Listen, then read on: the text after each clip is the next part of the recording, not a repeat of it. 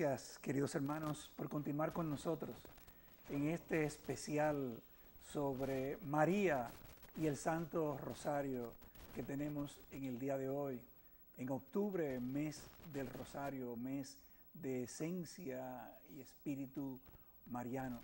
Por eso vamos a conversar respecto a esos temas, precisamente con una invitada de lujo. Tenemos con nosotros a Cruzleida Toribio, una persona que todo el público habrá de conocer por su maravillosa voz como cantante, pero hoy le vamos a escuchar hablándonos precisamente sobre María. Saludos, Cruzleida. Saludos, Luis. Buenos días y buenos días a toda la teleaudiencia de este programa. Gracias por venir con nosotros para compartir sobre este maravilloso tema.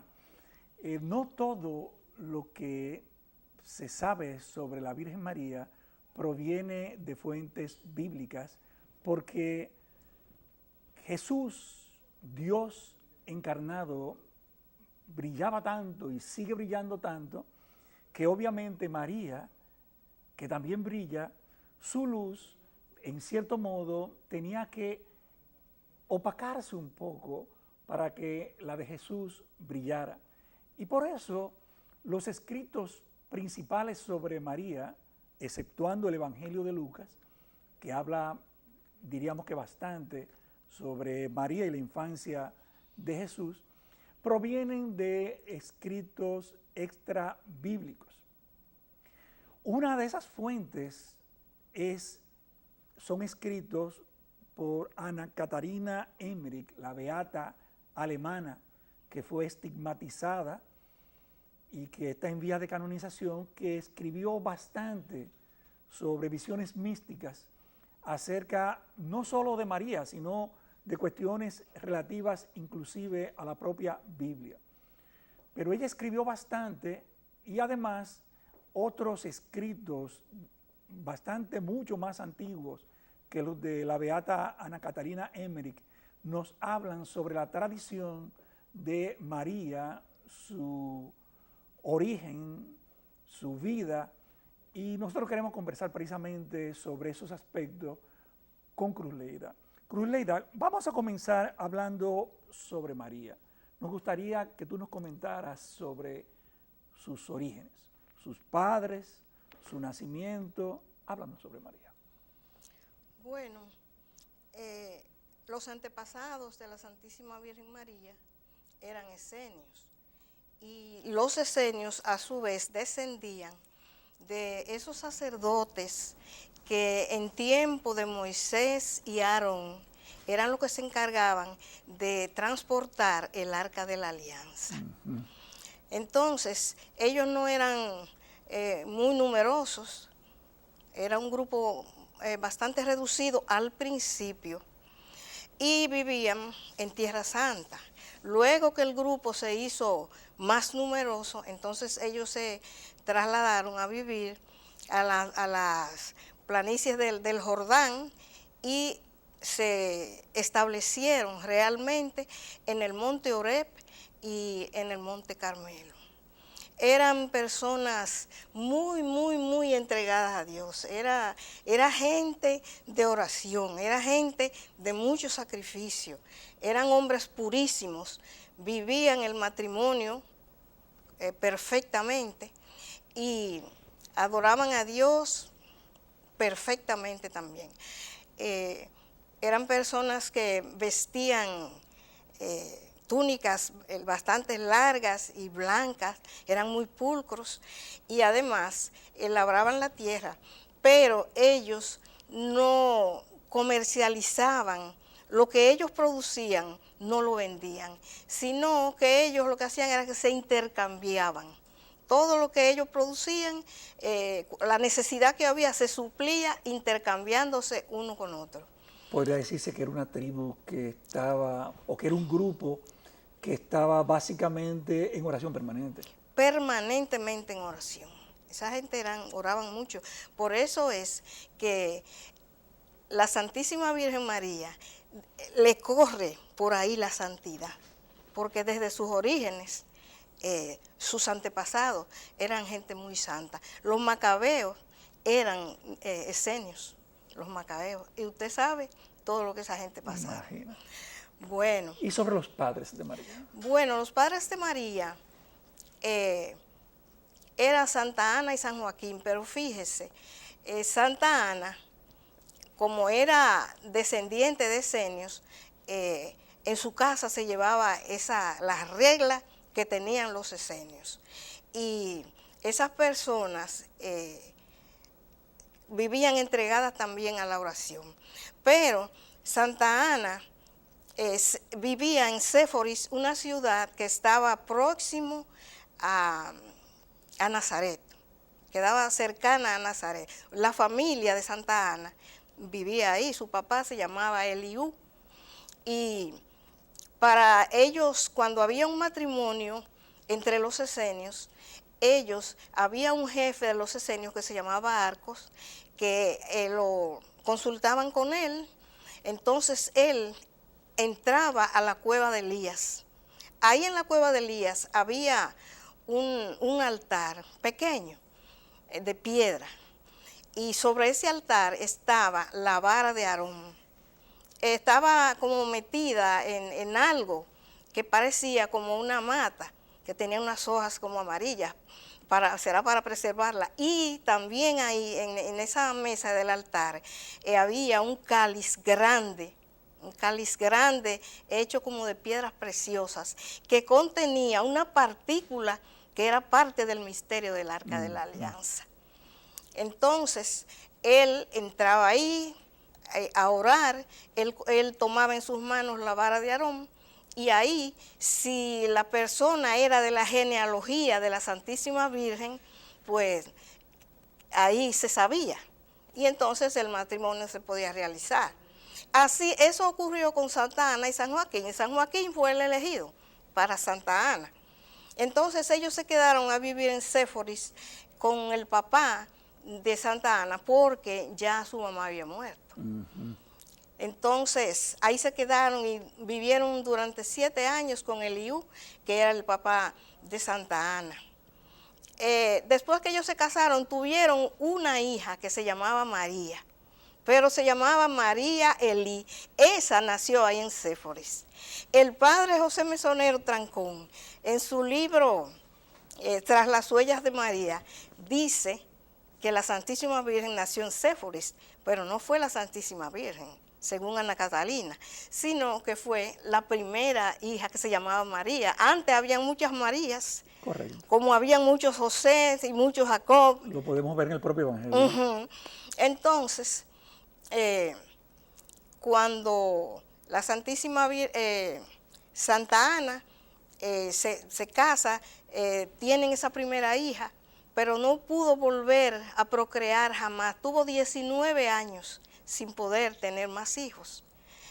Entonces, ellos decidieron mudarse de ahí, de donde el papá, y se fueron a vivir en una colina cerca, entre el Valle de Nazaret y el Valle de Zabulón.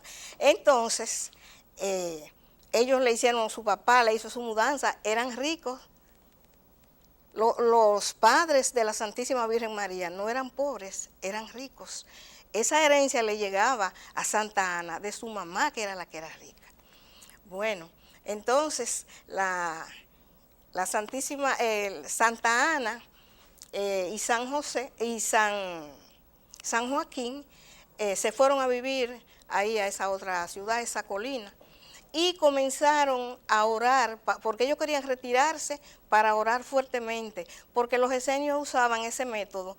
Por ejemplo, los matrimonios de mutuo acuerdo, ellos se separaban para dedicarse más de lleno a la oración, y duraban un tiempo separado, pero de mutuo acuerdo. Sí. Entonces, Santa Ana y San Joaquín se separaron del papá, pero se quedaron en su vida de oración, pero de ninguna manera podían procrear.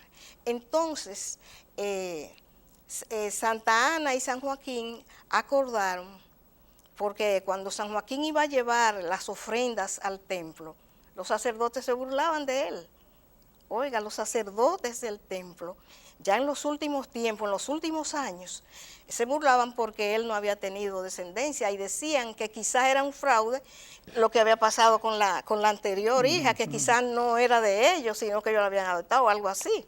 Bueno, entonces es cuando ellos dos se separan, un día que los sacerdotes no le quisieron recibir la ofrenda en el templo. Él se sintió tan triste, entonces acordaron, él y Santa Ana, separarse. Él se fue y levantó su tienda lejos de ahí, y ella se quedó en la casa, pero entonces estaban los dos en continua oración, porque el Arcos, el jefe de los esenios, le había dicho a ellos, a Santa Ana, que ella tenía como una raíz de Jesé.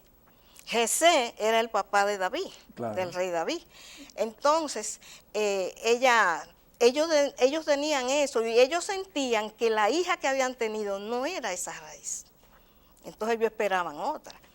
Pero entonces después que tenían como 5 meses de separación, manda el Padre, Dios Padre manda un ángel donde estaba Joaquín y otro donde estaba Santa Ana. Le manda la orden de que se presenten al templo, que lleven las ofrendas, que ahora sí los sacerdotes se la van a recibir. Entonces ellos, como son muy obedientes, gente muy obediente de las cosas de Dios, se pusieron en camino, cogieron las ofrendas, que eran animales, y se la llevaron sus criados, se llevaron la de Santa Ana y la presentaron, y Joaquín se llevó la de él. Ellos tenían la orden expresa de los ángeles que lo visitaron, que el trayecto que ellos iban a hacer dentro del templo fue planificado. Ya Dios lo tenía de antemano y le dijo, ustedes tienen que coger por aquí, por acá. Cuando ellos llegaron al templo, entregaron las ofrendas y siguieron por donde tenían que coger, entonces en una parte del templo donde le llaman la Puerta Dorada, ahí ellos tuvieron un encuentro. Hacía tantos meses que no se veían, entonces se fundieron en un abrazo. Y en ese abrazo, ahí, inmediatamente se llenó eso de luz delante de los sacerdotes. Eso se iluminó, los iluminó a ellos. Y entonces se quedaron como en éxtasis ahí. Ahí vino la concepción de María. Por eso es que María no fue concebida. Fue concebida sin pecado original. La Inmaculada Concepción también. Exactamente. Ella fue desde siempre elegida de Dios para eso. Magnífico. Entonces, ya usted sabe, después de eso, ya los sacerdotes dijeron, algo grande pasó y fue del cielo. Entonces ya ahí llegó la alegría y se fueron.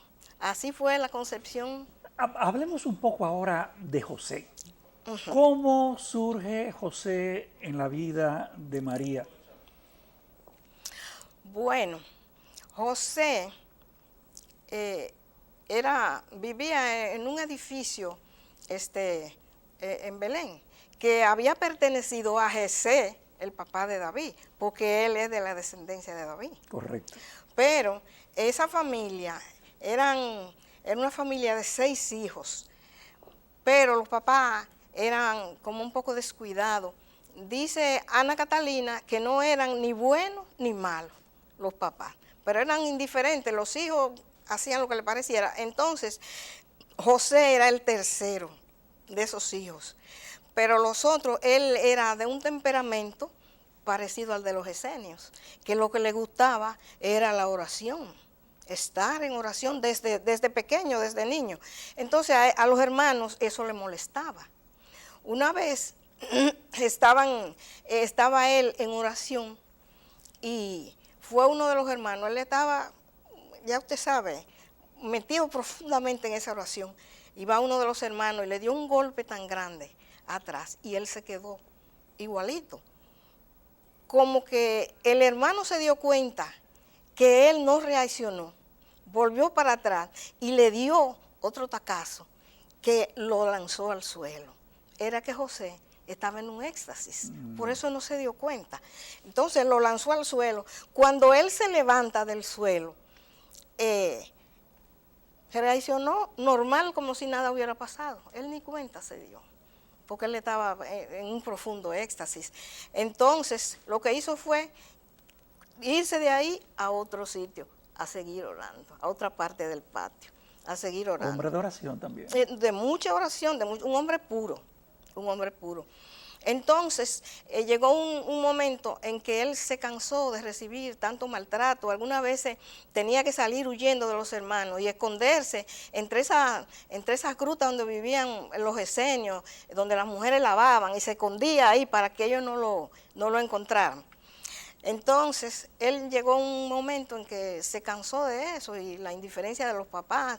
Tenían como unos jardines en los que sembraban frutas y cosas, y cuando los hermanos iban, les rompían, le acababan con todo a él. Eran medio bellaquitos los hermanos, sí. Entonces, cuando él se cansó de eso, tenía como 18 años, cuando fue donde un vecino, y le prestó una ropa, y él se disfrazó con esa ropa que no era de él y se fue de ahí. Los papás con el tiempo pensaron que era que él se lo habían robado, pero él se puso a trabajar con diferentes carpinteros, con diferentes artesanos, a buscarse la vida, porque era un hombre pobre. Entonces, cuando un día los hermanos lo encontraron y se avergonzaron de que él tuviera un trabajo tan humilde, es decir, trabajando carpintería y artesanía, con un señor de los ancianos de los esenios, que era carpintero, que lo estaba enseñando. Y él trabajó con diferentes carpinteros, con diferentes gente que le fueron enseñando. Entonces, es cuando se presenta el caso. Usted sabe que la Santísima Virgen, cuando la Virgen nació, eso fue una alegría muy grande, pero a los 3 años y 3 meses, ella se fue al templo y tuvo ahí 12 años en el templo. Cuando la gente habla de que María, que era una ignorante, yo a veces me río, porque María se preparó ahí en el corazón de Israel, ahí en el templo. Se conocían las Sagradas Escrituras, que no eran como ahora, sino que eran rollos, pero ella lo conocía perfectamente, eso se lo enseñaban ahí. Entonces, desde pequeña ella era inquieta, pero tenía esa luz que se notaba desde pequeña. Y ella, cuando la llevaron al templo, eso fue con muchas cosas, ya usted sabe, porque eso era una celebración para esa gente, eso era grande.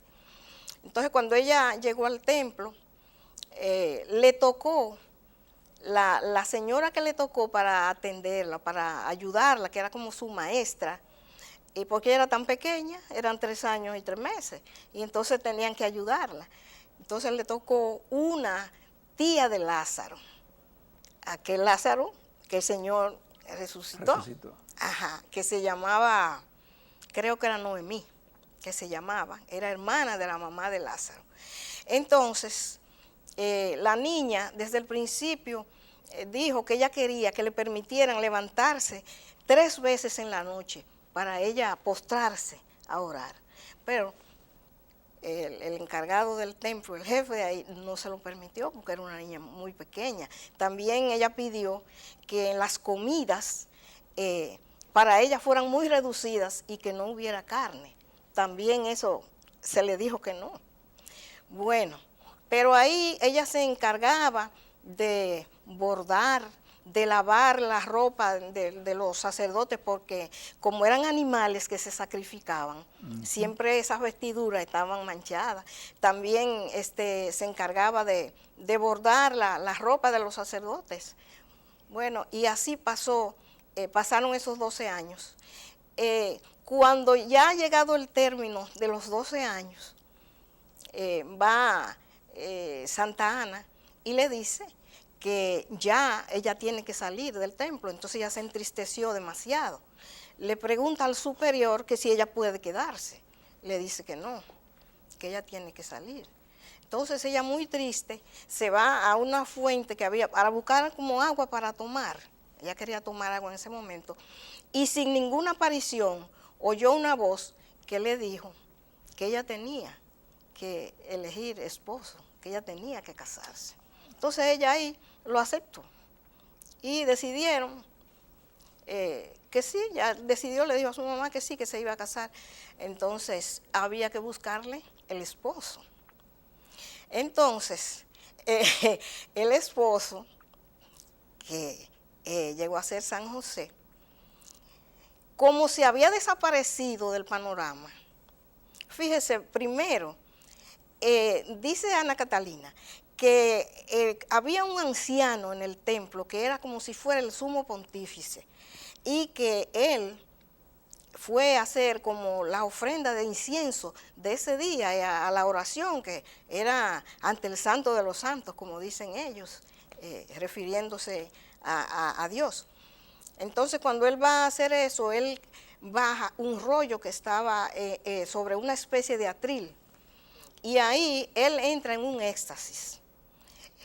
Y el dedo de él rueda y se posa en un pasaje de Isaías que decía más o menos así, como que un vástago nacería de la raíz de Jesé y que una flor ascendería de esa raíz.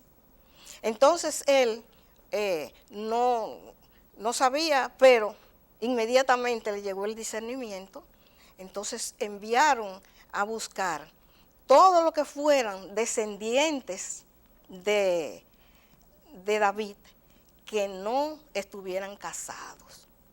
Entonces salieron, aparecieron unos cuantos jóvenes, fueron al templo vestidos de fiesta, pero el anciano, el sacerdote anciano, le dio una rama a cada uno de los que estaban y le dijo que le pusieran su nombre y que se quedaran con ella en las manos hasta que se terminara la oración.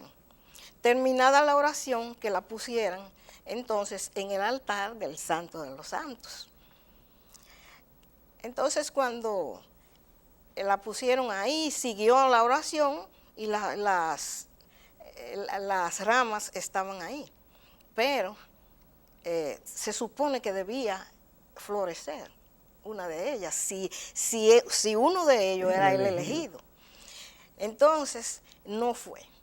Entonces ellos se pusieron a investigar en las estadísticas que tenían, a ver si quedaba algún otro descendiente que no hubiese pasado por ahí. Entonces es cuando José, que estaba haciendo como un reclinatorio, siente que le dicen, un ángel le dice que deje eso y que vaya al templo. Entonces él como que hizo caso omiso de eso, pero volvieron y le dijeron lo mismo. Entonces ya él abandonó todo y se fue para el templo. Él quedaba cerca del templo, estaba. Entonces fue cuando apareció José, le hace el sacerdote anciano, le da la rama y no tuvo ni siquiera que ponerla en ninguna parte. Esa rama inmediatamente hizo así, brotó esa flor, que dice Ana Catalina que parecía como si fuera de azucena. Y usted sabe que la imagen de San José la pintan con una rama, con una azucena. Así es. Entonces ya ahí se sabía que ese era el elegido. Entonces se comenzó a preparar esa Muy bien, boda. queridos amigos, estamos conversando precisamente sobre María, conversaremos sobre el rosario y hemos visto detalles de esa visión, de esos escritos de la beata Ana Catalina Emmerich sobre los orígenes de María y su relación con José. Vamos a la pausa para continuar conversando ahora sobre el Santo Rosario. Pausamos con el tema, la temática del día y vamos a conversar ahora sobre el Santo Rosario.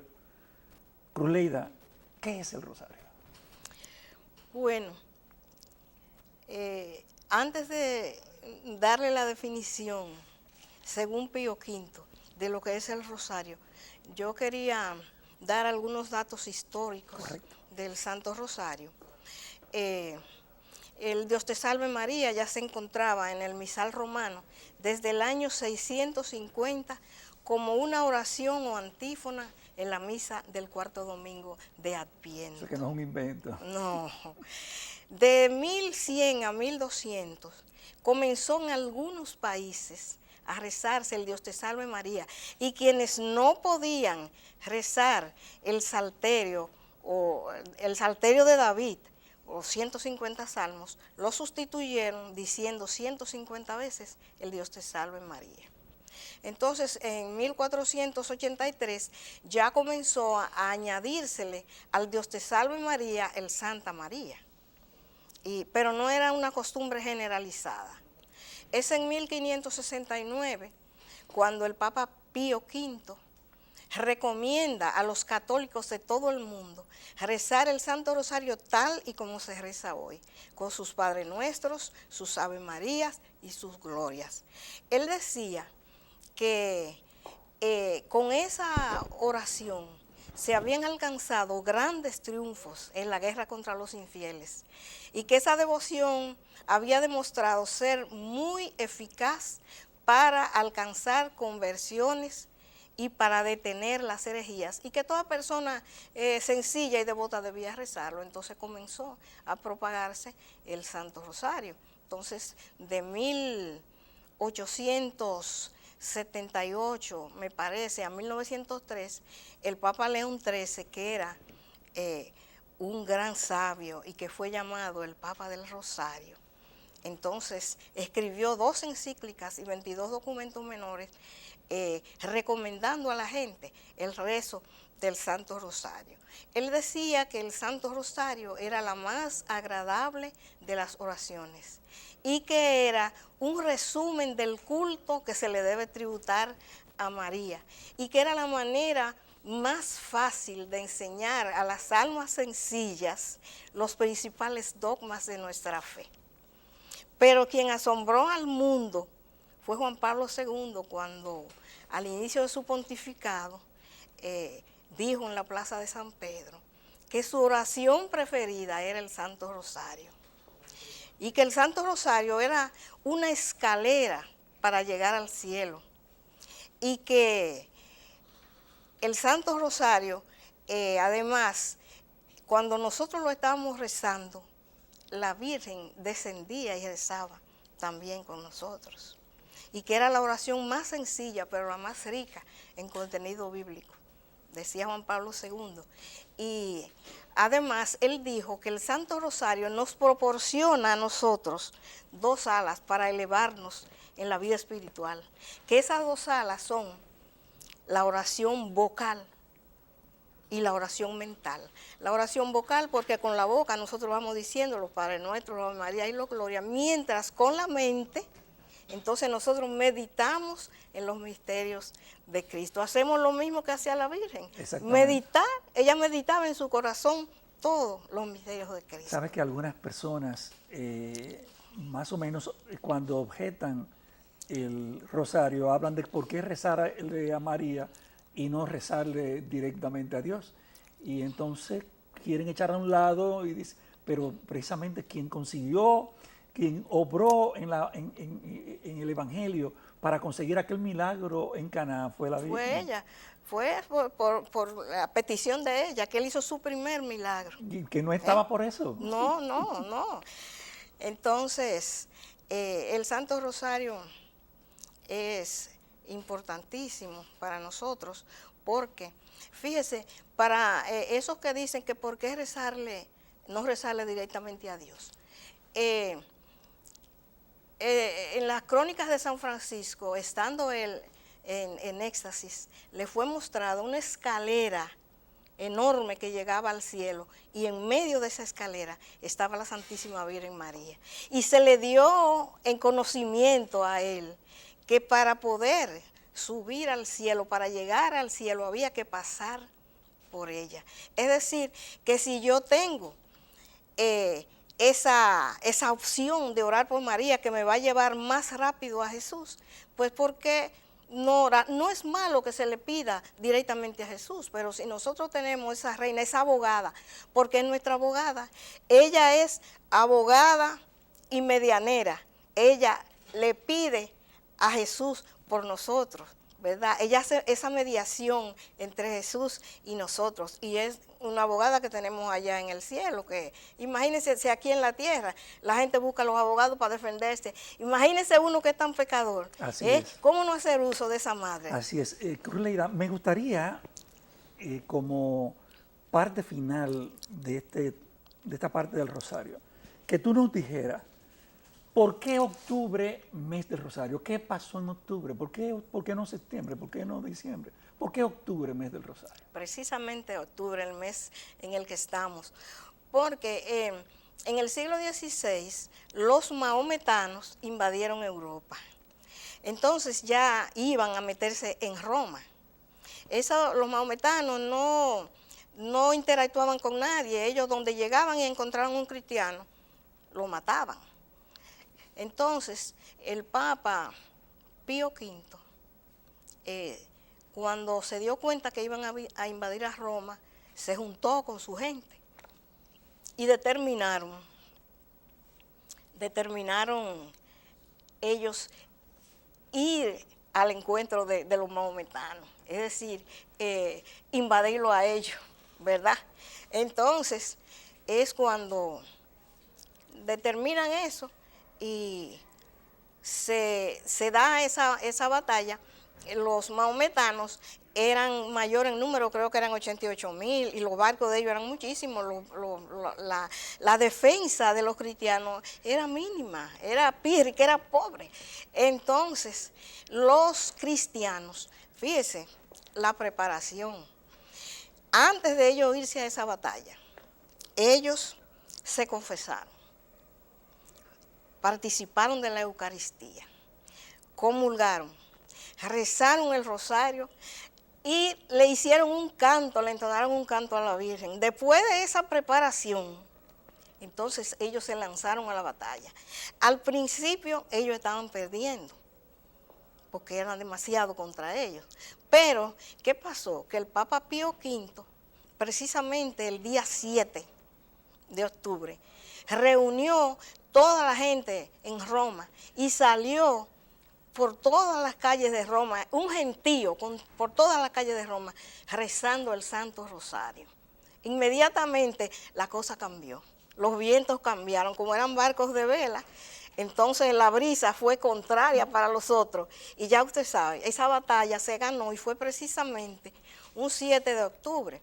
Desde ese día el Papa decretó que el 7 de octubre se celebrara la fiesta del Santo Rosario y que en las letanías se añadiera: María, auxilio de los cristianos, ruega por nosotros. Queridos hermanos, como hemos visto, realmente hablar de María, hablar del Rosario es hablar de pasión, es hablar de vida, es hablar de evangelio. Podríamos durar no solamente las próximas horas, sino los próximos días hablando sobre este tema y principalmente con una invitada tan conocedora sobre él como es Cruz Leida, a quien agradecemos desde ya haber compartido con nosotros. Después de la pausa continuaremos con la oración. Pausamos.